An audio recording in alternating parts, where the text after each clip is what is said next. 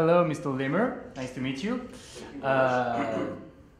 For the beginning, will you talk about yourself and your company as well as your role in your company? Yes, thank you very much. My name is Christoph Limmer. I work for EUTELSAT, one of the 3 global satellite operators. My role is to develop video business globally, so commercial development of video opportunities around the globe. I'm doing this now for more than 15 years. I worked before for another global satellite operator, and this capability, I'm very happy to be here at the event. In Africa, we have a pretty strong position in the market. We have like 50% market share. We have more than 1,200 channels on our satellite. So we use the opportunity here as well, first of all, to catch up with the industry with the latest trends, to meet customers, but also to offer our support on the various challenges of digitalization, digital migration that we have in Africa. Thank you very much.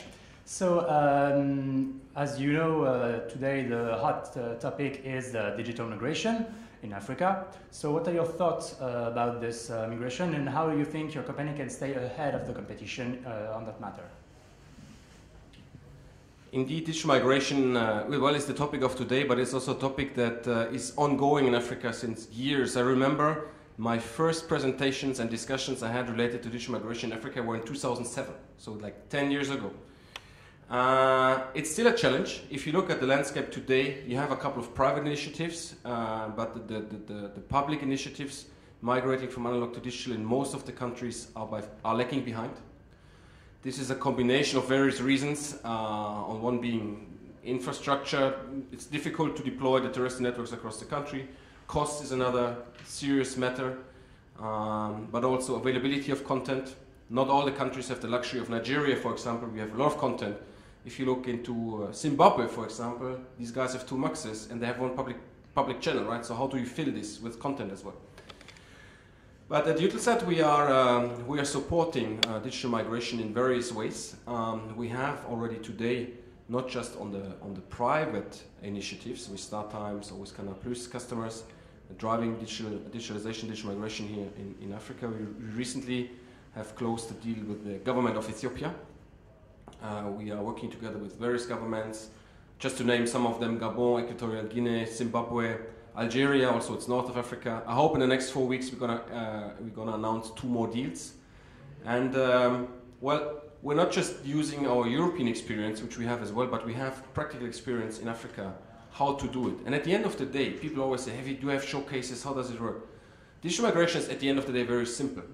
At the end, we believe it has to be a combination of infrastructures to make sure that everyone in the country can receive content. The advantage of satellite is that you capture the remaining percentages that the terrestrial network doesn't capture. You can start tomorrow, it's very fast, and it's also by far more cost effective than rolling out 100% of the terrestrial network in the country. Okay, thank you. So for you, what are the major setbacks that you have encountered in Africa during your implementation? Related to digital migration? Yeah. I think the challenges are still the same. Unfortunately, since 10 years, not a lot of things have changed.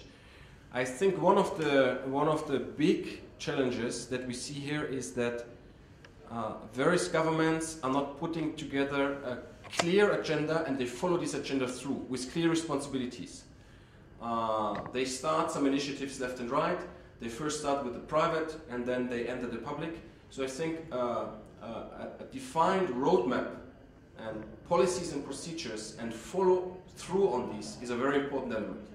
Secondly, sure, it's infrastructure cost, but here governments have very well understood that if they combine terrestrial and satellite, there's a lot of saving, there's a lot of faster delivery, and you can add more content. And last but not least, content is a very important element, because as I mentioned already earlier on, you have some countries which have a decent number of channels available. But for example, take the South African example. So the public broadcaster is running a MUX.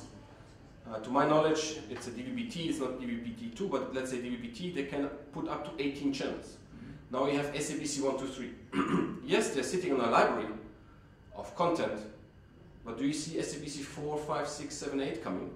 So the challenge is really to fill these opportunities with content that is attractive and relevant for the people. And this is one of the big challenges we have in Africa, the availability of relevant local content. Thank you very much. As you know, there is a new satellite that has been launched in Ethiopia, EUTELSAT. Yeah, sorry, EUTELSAT. What are your thoughts about it? The first television satellite in this country. What do you think about it? It's not a satellite. They just call it EUTELSAT. It's on our satellite. Oh, it's your satellite. Yes, it's on our satellite. They call it EUTELSAT, but the principle behind is the following. As we speak today, there's a lot of Ethiopian channels on different satellites. What does it mean for the consumer? If you want to watch all Ethiopian channels, you have to put at least 3 or 4 dishes because they're all going into different directions. So the principal idea of the Ethiopian government is we're going to aggregate all of these channels on one satellite, which means Ethiopian consumer only has to put up 1 dish on one satellite to consume all the Ethiopian channels that are available. So they want to concentrate the Ethiopian channels on one orbit position. And by doing so, making sure that everyone in the country can consume all the Ethiopian channels. This is probably also the first step for digital migration, because normally you will start with the terrestrial network and then you complement at one point with a satellite. Now, in their plans, they put all the Ethiopian channels on satellite, so the satellite part is already there, and at one point they will complement the satellite part with the terrestrial network, and then they have achieved digital migration. As we discussed this morning, one question was, why don't we do digital migration on satellite only? Well, obviously, for various reasons, that's mainly political. It's not possible. The governments would never let, let's say, a private operator based in Luxembourg or Paris or wherever control the media landscape of the country. So terrestrial will always be a part. The only question is how far do you go with terrestrial and when does satellite kick in or vice versa. So the idea of Ethiopia and EUTELSAT is a platform, a common platform for all Ethiopian channels, which is then also the starting point for digital migration. Okay, thank you. But do you think this concentration on one device can be dangerous in terms of, for example, the problem with the satellite, there will be all cut from the channel? Is that a risk you are ready to take? Luckily, we have in-orbit backup for this, which means we have more than one satellite on this orbit position. So, should there be a problem with the satellite, then indeed we could swap. It's a matter of minutes. We swap these channels to a satellite which is in the same orbit position. So for the consumer, there would be a short outage of a couple of minutes, should it really happen. But over the last, let's say, 10, 15 years, we have only seen twice a satellite failing when it was up and running. So the probability that this happens is very low, but indeed there's always a risk. But we have in-orbit backup. So should there something be happening on this orbit position, we would use just a different satellite to make sure that there's a follow-on of service. Thank you very much. One last question, more actual. What do you think of this conference? Do you have any comments, any feedback to give? I think the show was very well done. And I'm not saying this because I'm sitting in front of the TV. I truly believe the show was very well done. I was already impressed by the first time you did it last year in November. Where you have a lot of shows in Africa and they always promise high-level people, executives attending. So when I came last year, I was like, okay, let's see. I know they're serious from other parts of the world. So I said, okay, let's see if they can replicate the success also in Africa. And yes, last year was already a success. This year, again, you have high caliber of customers, of profiles here at the show.